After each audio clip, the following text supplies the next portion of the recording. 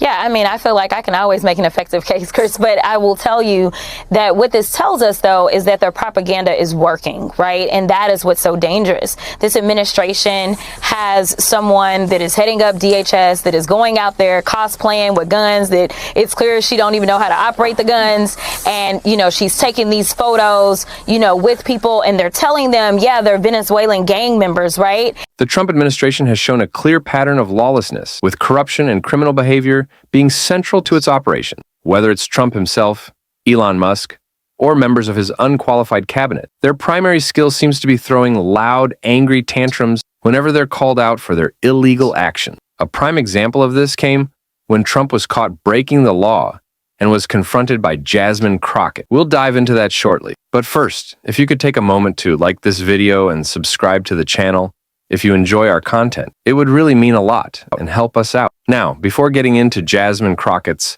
powerful takedown of Trump, I want to address one of the most outrageous attempts by Carolyn Leavitt to defend Trump's illegal action. In a recent exchange, when asked if President Trump wanted the president of El Salvador to bring Pilar Argo Garcia with him to the White House, Leavitt made an absurd statement about the Supreme Court ruling and the administration's responsibility to facilitate Garcia's return. It is mind-boggling that, even given my low opinion of Leavitt, she would downplay the human rights violations involved in returning a man who was unlawfully deported to a foreign torture facility. To suggest that returning him with dignity and respect isn't necessary, especially after ruining his life, is utterly ridiculous. That's why Jasmine Crockett's takedown of the Trump administration's illegal activities is so crucial.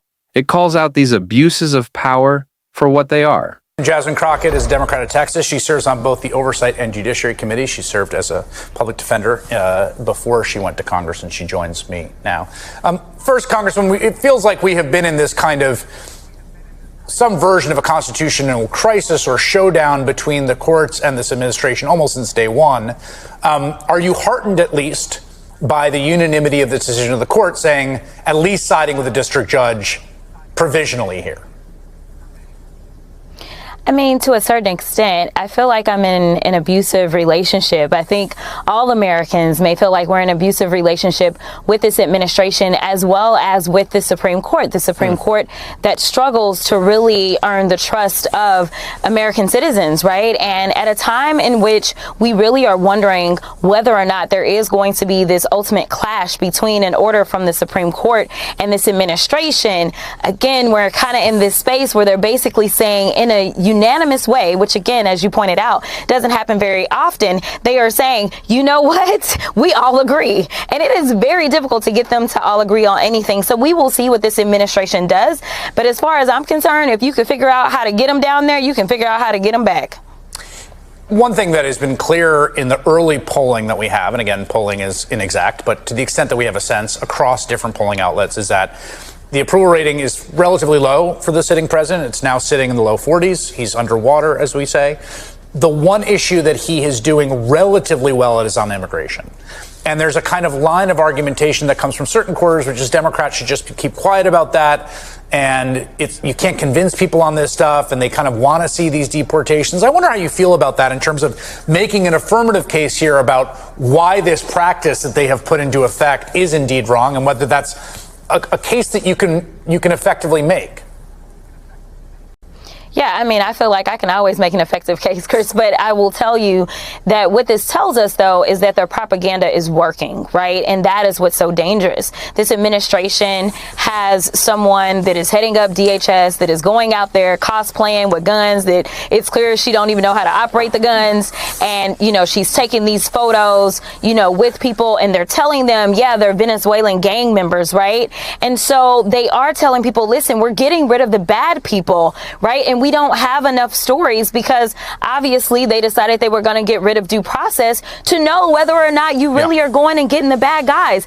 There's somebody straight out of Dallas, Texas, who literally was snatched up and sent off to this same place because he had an autism tattoo, you know, and so they don't know the real stories. They only know what they're presented with. And we know that for whatever reason, when Trump and his cronies present lies, the American people fall in love. But the reality of this administration is a whole other story. There's also a question here about whether Congress tries to reassert any role in this. I mean, this has been, there's the Alien Enemies Act, which has been declared. Congress has basically taken this sort of posture on everything from immigration policy to the core functions of taxation, which you are given the power over in the Constitution quite clearly, to basically let the president do whatever he wants. And I wonder if you think, can you envision a set of circumstances in which that starts to change, or have you sort of accepted that as the baseline for Republicans going forward and they're not going to change that? I can't find a spine anywhere in the House. So, no, I don't really see it changing. I mean, and this is knowing that this is going to harm so many people in their own districts. When we start to talk about these tariffs are not limited to any one type of people. It's not limited to Democrats, Republicans, or independents. It's not limited to urban or rural. We know for a fact, if we look back just at his last administration, what it did to the soybean farmers, right? And we ultimately ended up having to give them money to supplant the fact that they lost so much money. But this crazy tariff war that nobody asked for, where he basically is invoking emergency powers, the same thing that he did under the Alien Enemies Act, like the fact that no one is questioning his mental acuity or fitness to serve is beyond wild to me, right? Like the fact that they sat around, called Joe Biden Sleepy Joe Biden, and as I said before, at least you could sleep at night because you didn't have to worry about your 401k disappearing overnight. You didn't have to worry about these allegations of fake invasions. You didn't have to worry about the cost of food just skyrocketing, or skyrocketing cost of all of your electronics. You know, the fact that Apple was flying in planes of iPhones before the tariffs hit, like this is crazy work for no reason.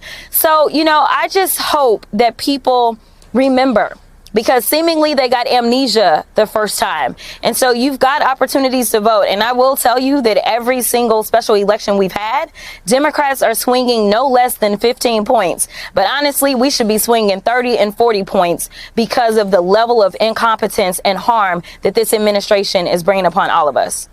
Yeah, Congresswoman, referring to a kind of improvised Apple iPhone Dunkirk situation where they got a bunch of planes bringing phones in, I believe from India, before the tariffs would hit. That was quite a story to read. Congresswoman Jasmine Crockett, thank you very much. Whenever I watch a clip of Jasmine Crockett or feature one on this show, I always find myself saying, thank you. We need more fighters like her. She's unapologetic and fully understands what Donald Trump is trying to do. He's looking to seize on issues where he thinks he has public support, like securing the border or keeping criminals out of the country. Sure, these are issues Democrats have touched on too. Remember that bipartisan border deal Trump shut down that aimed to secure the border? But since the election, Trump hasn't even brought it up. It's clear he doesn't really care. What Jasmine Crockett gets, though, is that Trump is trying to pick issues that might make Democrats uncomfortable, things they might avoid talking about. That's where he wants to solidify his power and push the limits of the law, counting on Democrats not holding him accountable. He thinks if he deports lawful permanent residents while calling them criminals, Democrats will be too scared to speak up. And sadly, a lot of Democrats are afraid of how it might look for the party, worried it could hurt them politically. But these are human beings, and we have to fight for their dignity and rights. That's exactly what Jasmine Crockett did. And that's why I always applaud her. She isn't afraid to take on Trump and challenge his attacks on the rule of law. We need more leaders like her, fearless in calling out these injustices. She's truly the best at it. Thank you, Mr. Chairman. And as I'm sure you can assume, we see this a little bit differently. Here we go again, talking about Biden, and more Biden. Today is nothing more than a dog and pony show for Republicans to avoid facing the American people for their trash policies that are killing the economy and our democracy. Despite Republicans' claim of backing the blue and being the party of law and order, we're here today because Republicans are willing to throw our country's top law enforcement agents under the bus to appease Trump and execute his political vengeance. Now, I know remembering things is hard for some of my colleagues on the other side of the aisle, like remembering not to add reporters into a signal chat discussing military war plans. But let me remind my colleagues that it was Trump who decided to store national secrets and classified documents next to his oversized bathtub and toilet at Mar-a-Lago. It was Trump who took the documents out of the boxes and shared them with his guests. It was Trump who told his staff to move the boxes when the FBI was coming. And it was Trump who appointed Director Christopher Wray as head of the FBI, the same director that allowed the investigation to move forward. As much as Trump and Republicans hate to accept it, we are still a country with laws. And when you break them, there are consequences. Now, make no mistake, we should all be concerned about the FBI. But my concerns as ranking member of this subcommittee, as a member of Congress, and as an attorney, as well as a citizen, are based on things called facts. And when I say facts, I mean clear, indisputable facts, not those alternative facts my Republican colleagues continue pushing onto the American people. So let's talk about facts. Fact.